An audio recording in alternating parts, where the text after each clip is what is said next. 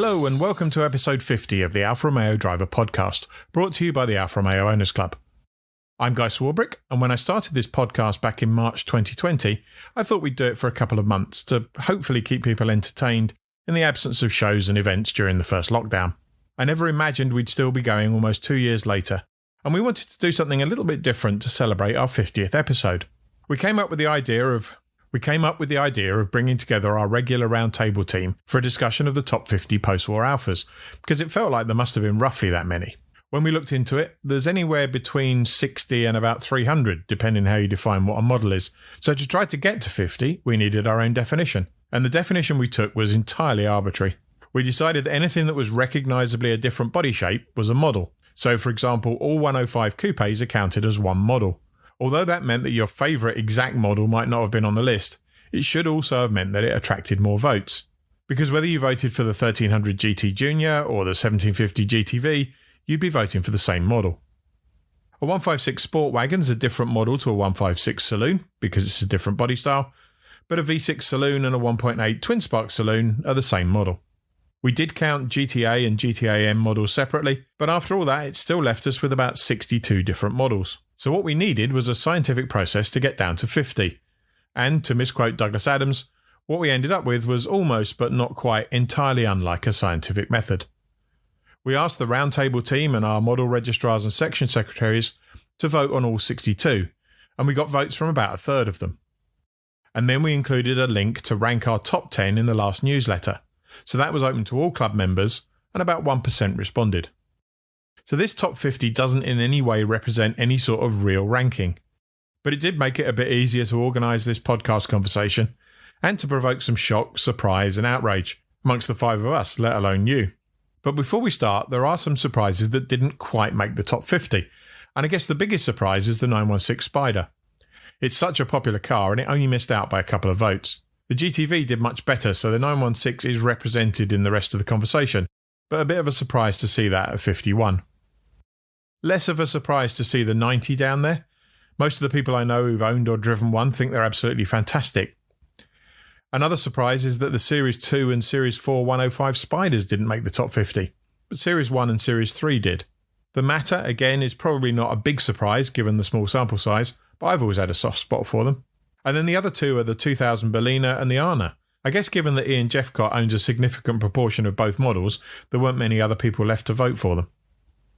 So if we start with the 41 to 50 in reverse order, we talked about the 90 being just outside. There was a strange situation with Alfa in the early 80s when we had the 90, the 6 and the Giulietta, which were all kind of very close together in terms of the markets they serve. So perhaps it's not a surprise to see the 116 Giulietta at joint 49th. Actually, we don't have a 50th place. Perhaps more of a surprise given how popular they were and how many of them there are still around. It's tied in 49th with the 159 Sport Wagon. I think probably a couple of us have had either 159 saloons or Sport Wagons. It's, if I'm totally objective about it, it's probably one of the best Alfas I've owned. So I guess nice to see it in the top 50, but a little bit of a surprise to see it that far down. 1900 Sprint Speciale is the next one up in 47th. Actually, equal 47th with the 2600. And then obviously to me as the model registrar, the biggest surprise all the way down in 46th place is the 939 Spider. Outrageous. It is. And not the only 939 in that bottom 10 either. Giulietta S said next, and then all of the other Giulietta 101s bar the Spider. The last of that trio of exec saloons, the 6 is in at 43. And the Alfetta Saloon, which kind of is in the same kind of bracket. And then that was equal 41st with the Brera, which again, given the number of those cars still around and the passion for them, lower than I was expecting. Brera's very special. It is a very, very pretty car. So that's the Brera is the last of the first block of the top 50. David, take us through the next 10. Okay, well, look, I mean, I think this is a list of 10 fabulous Alfa Romeo. So I think, I'd be delighted to own any of these cars. And I think if we go in order that they've been voted. At 40th place is the 105 Giulia Saloon.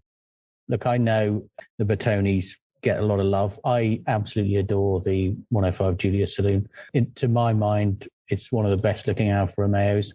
And the other thing about it was in production for like 15 or 16 years. So it's got the longevity as well as the beauty in my mind. And it was the thing I came out of the Italian job lusting after rather than a Mini. Yes, that's true. That's exactly right. Exactly right. And then we have in joint 38th is the 145. Cracking 3-door car. I've driven a couple of those. I haven't owned a 145, but I have driven a couple of them. And again, sort of in the late 90s, you'd see them bombing around. You'd see them in dealers. And I think the 145 is a massively underrated car.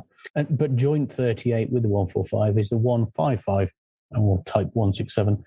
You can't really think about the 155 without thinking about motorsport, without thinking about touring cars, DTM, and the drivers like Tarquini and Bartels and Larini and Nannini. And, the 155 is one of those sort of all-time recognisable cars that you associate with motorsport. It's an absolutely beautiful car. I went to that first, the Thruxton round of the British Touring Car Championship where the wings came out and they started winning in my then new Myrtle Green 155. And I have never spent so long in a car park at the end of an event trying to get into my car, being interrupted by complete strangers who just wanted to know about this car. They just seemed to blow everything else away on the track.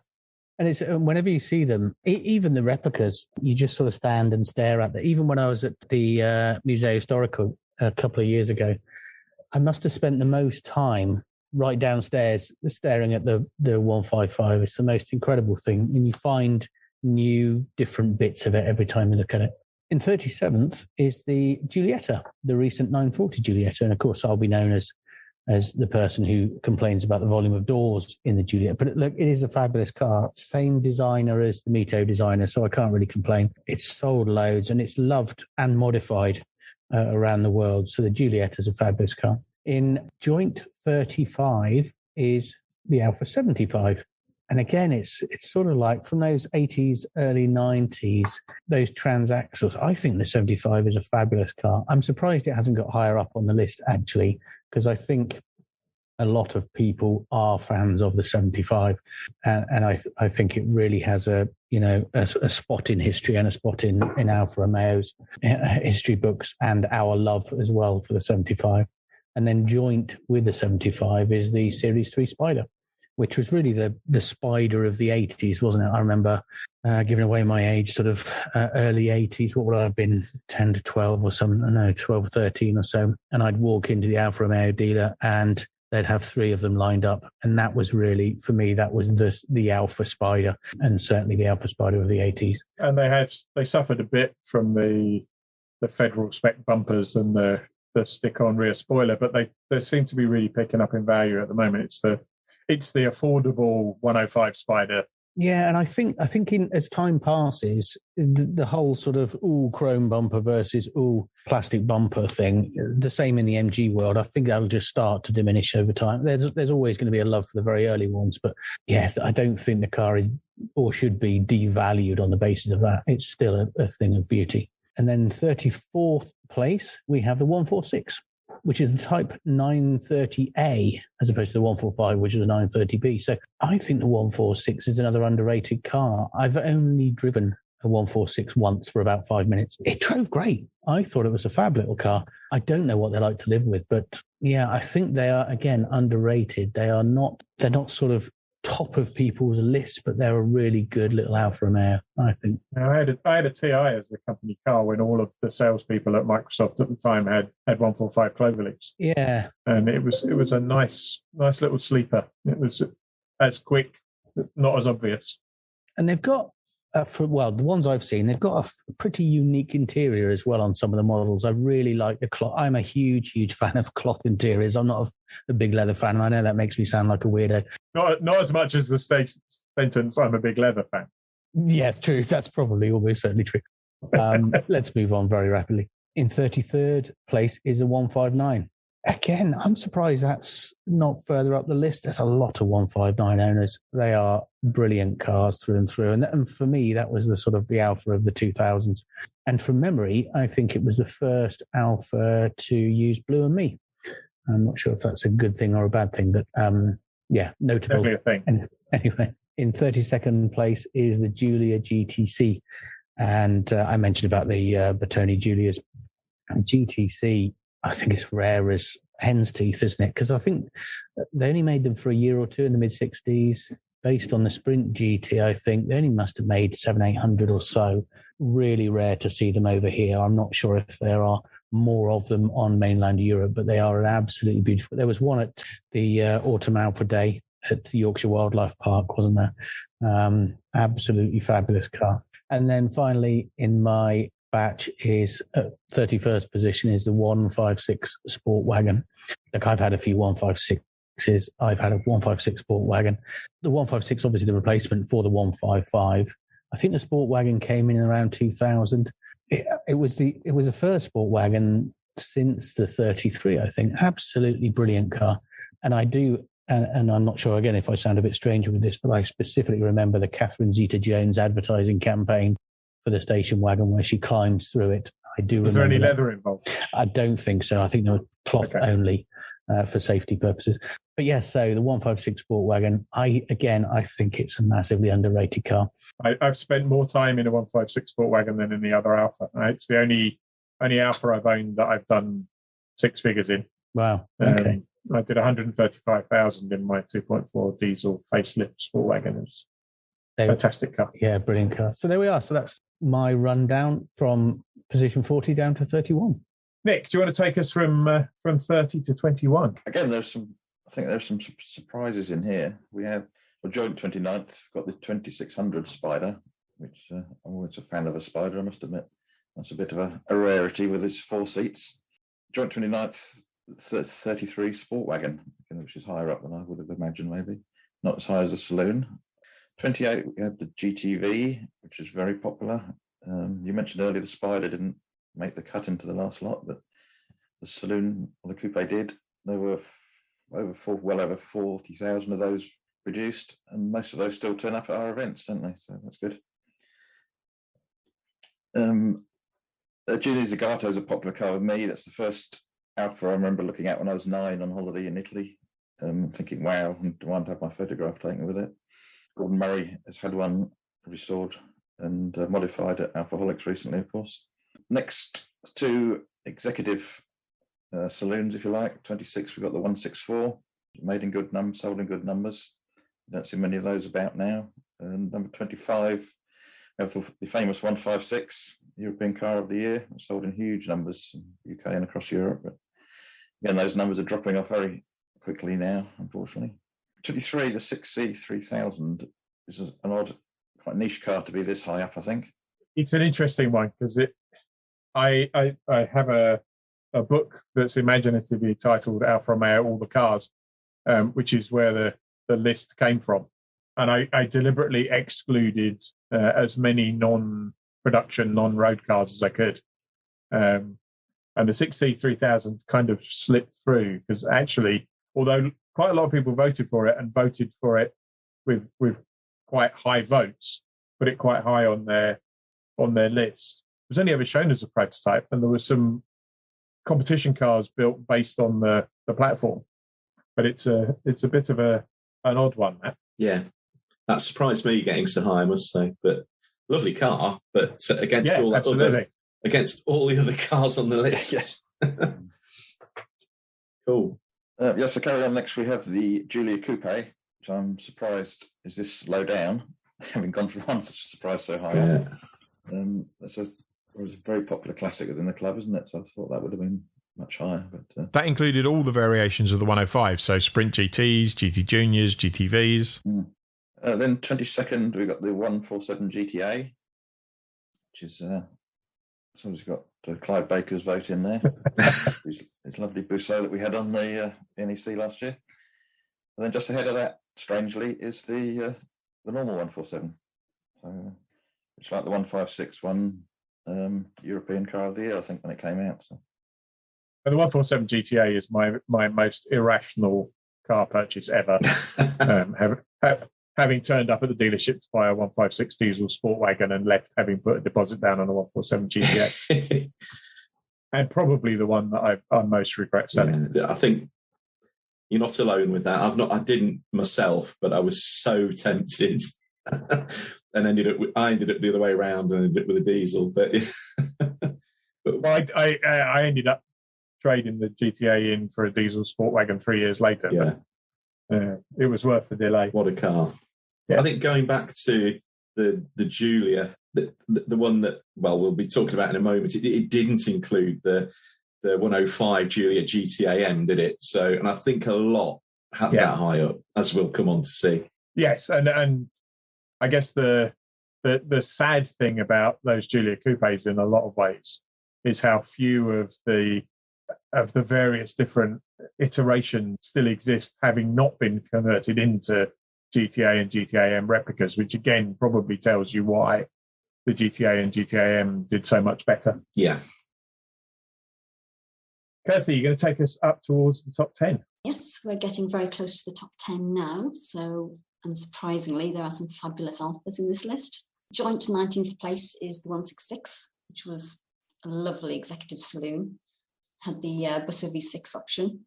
Also famous for once being named as Britain's worst depreciating used car. Yeah.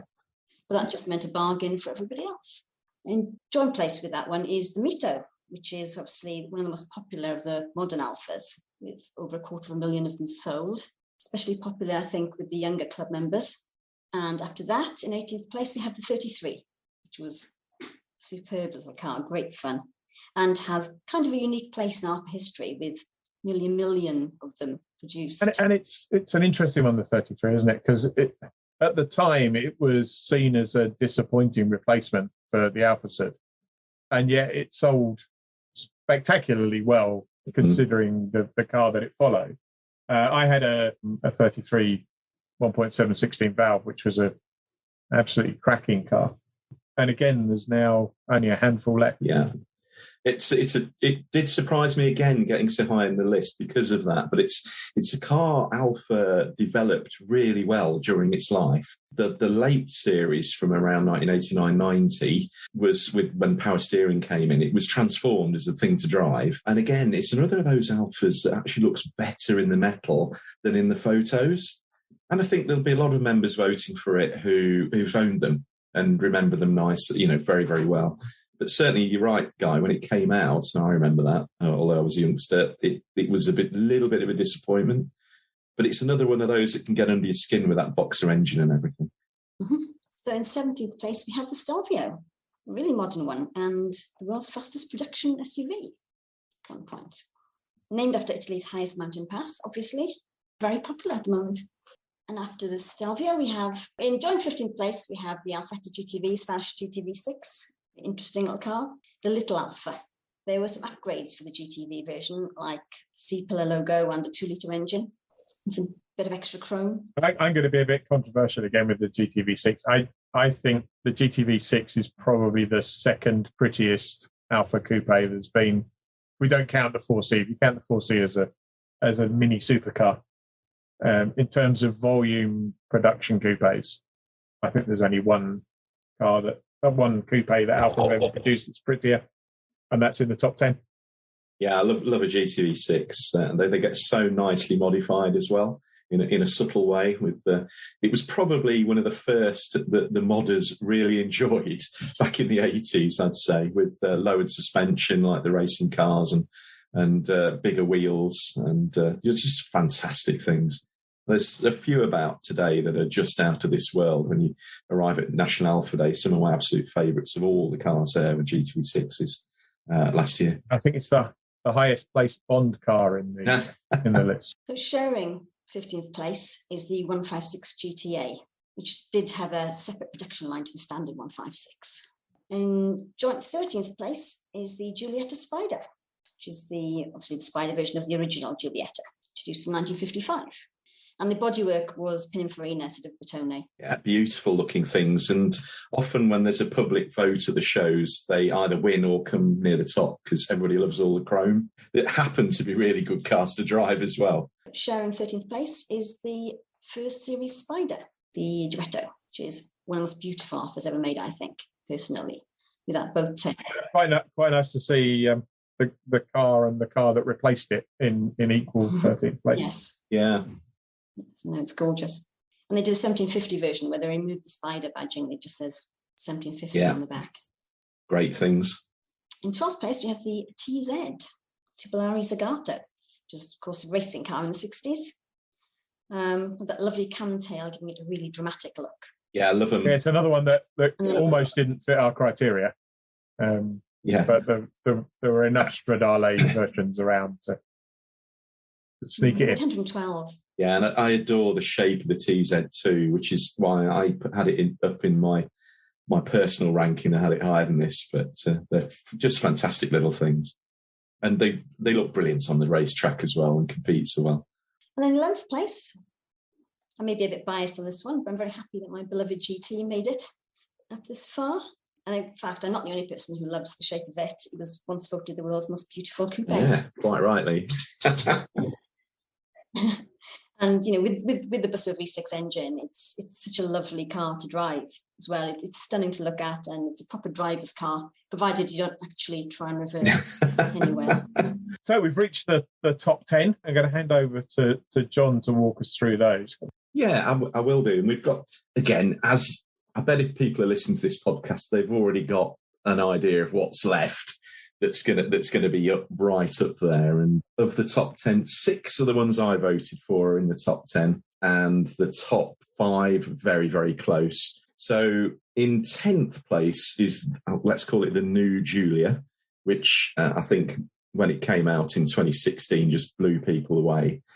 Not least for its looks, particularly, again, it's another brilliant Alfa that looks absolutely brilliant in the flesh, but also the way it drove. And going back to rear-wheel drive, being lightweight and having high power, that's before we get onto the Quadrifoglio. Wow, what a machine. I'll never forget driving the first one I did at Millbrook Proving Grounds, and I deliberately got in the 150 bhp diesel version just to see how it felt before getting into a Quadrifoglio, and it blew my mind, that steering and everything. So deservedly for me getting into the top 10. Just above that in 9th is the 4C. Fabulous little coupe that looks so gorgeous, and it links in quite closely in its looks with the overall winner that we'll lead up to. Again, it was almost a halo machine from day one back in 2013.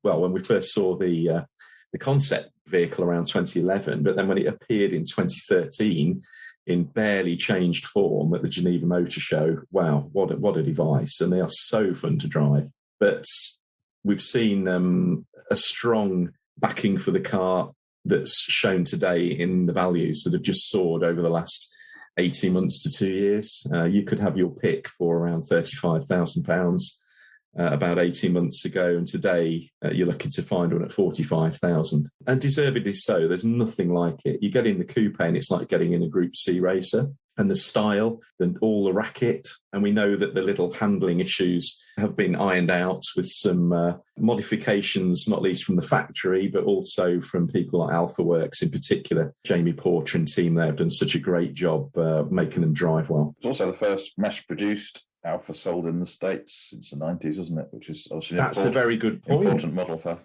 Alfa. Very good point, and it's got a strong following there. Yeah. The internet's alight with people that own them, and there's some great forums and so on that interact with the USA. And depending on your definition, the first affordable carbon fibre. Yeah, I mean, I remember when they were brand new and they were looking at 60, 70,000 when you've got all the toys on them, but certainly were, compared to, say, a McLaren, half the price. Next up is the sensational new Giulia GTA M, that there's just a mind-boggling machine that's, again, another halo machine, really, and Alfa Romeo's present to the Alfisti in 2021, really, for the anniversary. What a tremendous thing. Seeing it on our stand at the NEC show last year and actually being able to sit in it was sensational. What a beautiful device, and by all accounts, it drives incredibly.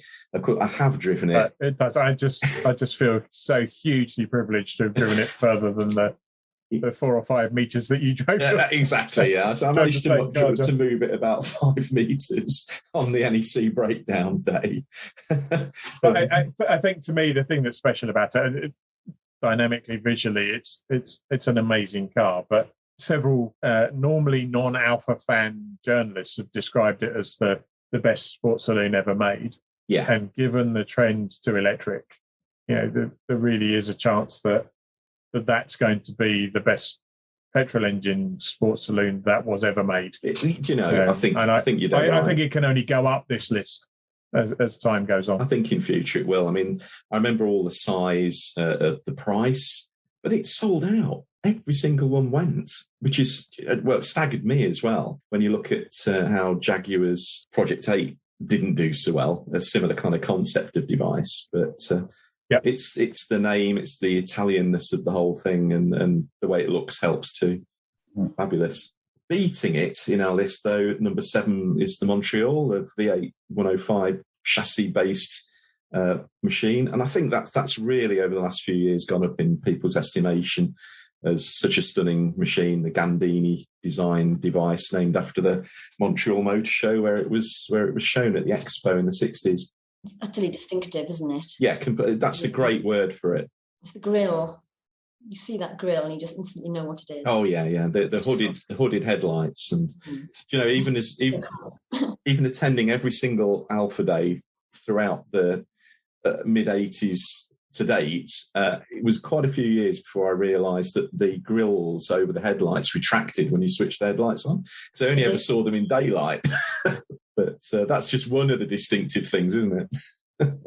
Being a motor racing and aeronautics geek, the fact that it's got a NACA duct in the bonnet is the thing that really does it for me. Absolutely.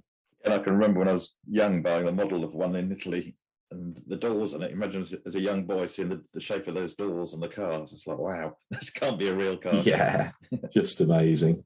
And next in front of that was the 105 series Giulia GTAM/M again. And wow, we had a couple of fantastic examples on our NEC Classic Show stand this year. Richard Norris's Stradale version being really the one that's in this competition. And of course, we had the Alfaholics GTAR. And thanks again to those guys for providing them to show. It really wowed club members on the stand and public alike. But as a machine dating from the mid-60s, again, we should concentrate on the road side, which is the argument for this.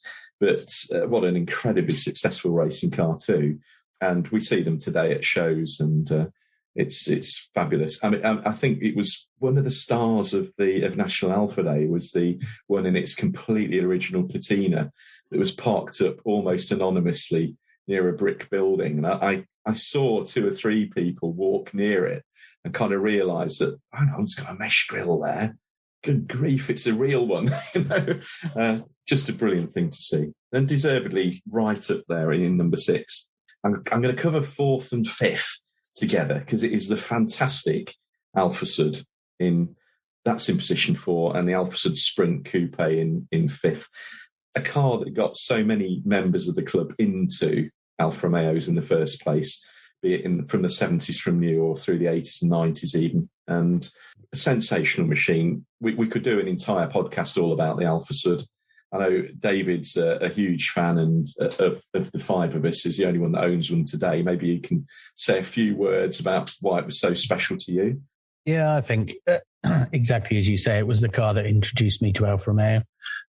It was my first Alfa Romeo when I was 19, and it was my 2nd and 3rd and 5th Alfa Romeo. So, yeah, look, I love driving them. They're very special. Their handling is I can't say very unique, but their handling really is unique. Once you've experienced it, you want to just keep driving it. And I think that's a really good sign of a really good car, Alfa or otherwise, that you love driving it, you want to drive it some more, and whatever car you're in, you'd kind of like to be in your Sud. And that's kind of where I am with the Alfa Suds. And I know 3 or 4 other people who are Sud owners now who their first Alfa was a Sud. So I think it's quite a common story, actually. There's quite a lot of us, probably a bit older nowadays, but they were our first Alfas, or they were our first, introduction to the marque. Certainly was me. And I went from a bright yellow Ford Capri into a 6-year-old 1.5 Ti Series 2. And just driving up the hill, that was it. Wow, fantastic. And I bought it immediately. And of all the Alfas I've owned, which is over 20 now, that first Sud Ti is the one I want back. But I'm sure it's part of a washing machine now or something like that through the recycling of metal.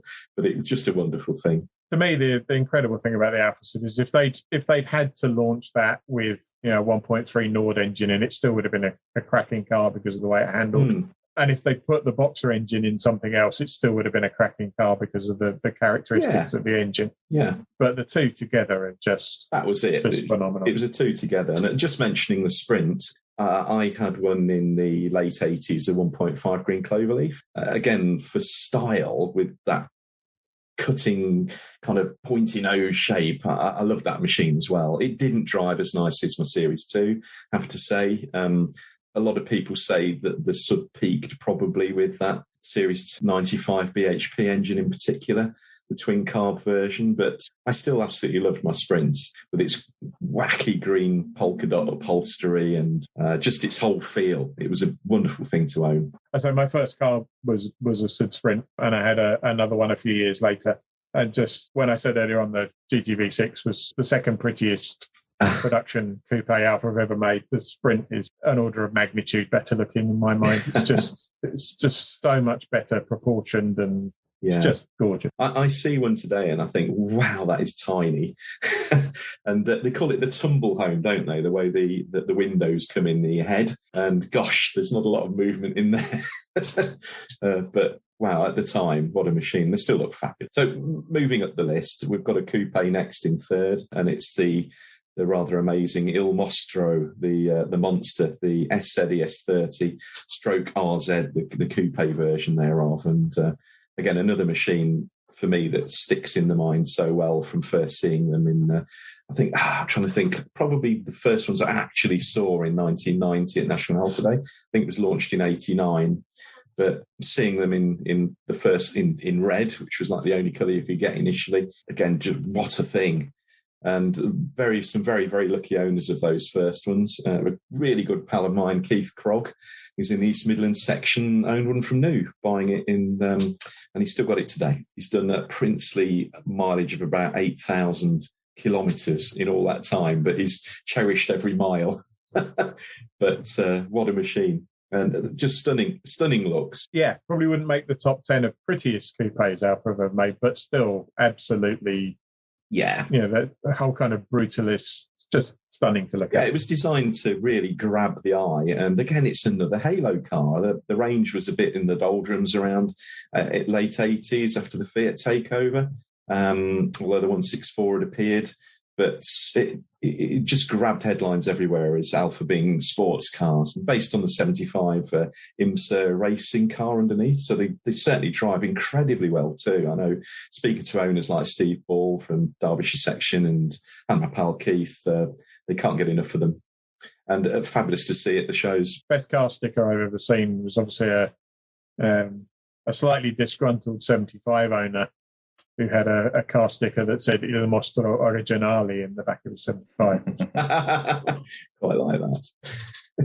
And in second place is the amazing 8C Competizione. And I guess we'd probably include the Spider in that as well. But I think for most people, the style of the coupe is the thing. And another incredible car that was introduced in concept form in 2003, I believe. And I actually made production about 4 years later. I remember having the car on the club's NEC Classic Motor Show stand, even though it was brand new. And we got it alongside machines like the TZ1 and TZ2. And it was undoubtedly the star of the show. We were blitzed by people coming to see it. Still, to me, I voted it my favourite of this list of road-going machines. Same. just the style of the thing and the sound of its Alfaized, let's call it, Maserati stroke. That is stretching a point. It is stretching. I mean, it's got an Alfa badge on it, Guy. Yeah, it is without doubt my favourite Maserati. Yeah. with that, but the sound of that 4.7 V8, but the shape of it to me can only be an Alfa. I just love all the components of it. I mean, David said it of 31 to 40 or whichever portion he did, but there's not a car on here I think any of us would turn down if we were offered it. No. The whole top 10 are all fantastic That's cars. right. Kirsty, you're probably the one to have the most recent in-car experience of an 8C. Yes, it's a fabulous car. It's not only beautiful to look at, but even as a passenger, it's just great fun. Apart from the fire extinguisher in the passenger footwell. But no, in the competition red, it's just stunning. It's a lovely place to be. With the advantage of being left-hand drive, so everyone thought it was yours. Yes, obviously. Like it. And again, a lot of the style from the 8C. I remember when the Mito was being launched, and of course Dave is very interested in this, when the Mito was initially launched, the powers that be then told them to take that concept away and bring a new one back that's got 8C features. Yeah, and there are a lot of features. The problem is people don't either know that or believe you when you say it. Yeah. But if you look at a picture of certainly one of those early competency-only red Mitos at launch next to an 8C, the flared wheel arches, the rear lighting, the front headlights, the sort of the height of the doors. There is a lot that the cars have in common because the designer of the Mito basically pinched all of the good bits and tried to squeeze it into a little 3-door. So, yeah. You're not going to mistake one from the other, but it's obvious where it came from. Yeah. You'd certainly, I mean, obviously you'd pick the Mito if you had the two to choose from. But, the round rear lights. I remember actually looking at an 8C, trying to spot if there's any actual bits on it that are off or directly lifted from any other Alfa. The only thing I could find was the the passenger airbag disable key switch that's built into the side of the front console. That's the only thing I could find. Well, and without wishing to belabor the point, that's because they were all stolen from Maseratis. More than likely. But the shape and everything, it can only be Alfa. No, it's gorgeous. I'm just winding you up. Yeah, of course. I will say we had one on the display at the Silverstone Classic a few years ago, and several people ran straight past it and up to the Sud that was parked next to it. Really? Goodness me. So, well, we still get it when it's shown at the NEC Classic, and we had one on only a couple of years ago, and there's people thinking it's a current model as well. I think it's got that timeless element to it as well. Moving on from that, though, onto the overall winner, and I think this wins in quite a lot of what's the best Alfa competitions. It didn't surprise me at all, but it's the T33 Stradale, that amazing machine designed by Franco Saglioni in the 1960s. Only 18 were actually built. I think there's an argument as to are there 18 or 19, but what a machine when it comes to looks. And probably the 8C took a number of its styling hints from the T33 too. But it's to me and most people one of the best, if not the best looking car of all time. I tend in my mind to think a bit more of it as a concept car, and then it comes up against the others that it sits alongside in the Museo Storico, cars like my favourite, the Carabo, that green wedge that Gandini designed. But this is more of the 60s, those curvaceous machines like Ferraris of the time. And a lot of hints from it went into Ferraris too. But I think the interesting thing to me is that they took those spare 33 chassis and gave them to some of the world's best designers to come up with those concept cars. And I don't think one of them is as good looking as the 33 Stradale was. No, probably not. They're interesting and innovative, but I don't think any of them work quite as well as the original did. No, I agree. And it's another machine you've got to see in the flesh. I mean, it was over here in the Sustaining Beauty exhibition in London in the early noughties. And they had it actually suspended on its side against the wall. So you could get a kind of aerial view of it. And even at that bizarre angle, it looks sensational with that copious glass house on top. And the features I like are the way, like a racing car, all the bodywork wraps close around it as if it's been shrink wrapped. And of course, that style went into the 4C. Although the 4C was probably a little bit more constrained by its drivetrain width-wise. And to me, if I was designing the 4C from scratch, I'd make it a little bit narrower. But, when you look at them in profile, in particular, very, very similar. The air intake on its hips and so on. But what a machine. I'm just going to wrap up now. We've been through 50 plus cars. We've kind of looked at our very unscientific poll. I'm just going to go around now and put you all in the awkward position. David, actually, for those listening to the podcast, has just dropped off the Zoom call mysteriously. So let's just take it as read that David will choose the Mito as his favourite out of the 58. But if you had to choose one out of all the cars we've talked about today, which would it be? Kirsty? It would be the 8C for me. It's the prettiest Alfa ever, in my mind. Nick? I follow Kirsty, yes. It would be the 8C for me, I'm afraid. and not to be controversial, I've gone for the 8C Competizione as well, I'm afraid. And that was my number one. Honestly, Guy, you could slice this up so many ways. And if you can do it by age period, you can do it by car type, but gosh, you could draw a winner from every single one of those categories as a car you want to own or would love looking at. There are so many tremendous ones, which is the big appeal of the whole marque for me. Yeah, absolutely. I mean, I think realistically, out of the 56, there's 40 plus that I would be happy to own, if not more, and I'd have to be persuaded about some of them to say no. Yeah. But totally impractical and unlikely as it is, it would have to be the 33 Stradale for me. It's just it is just exquisite.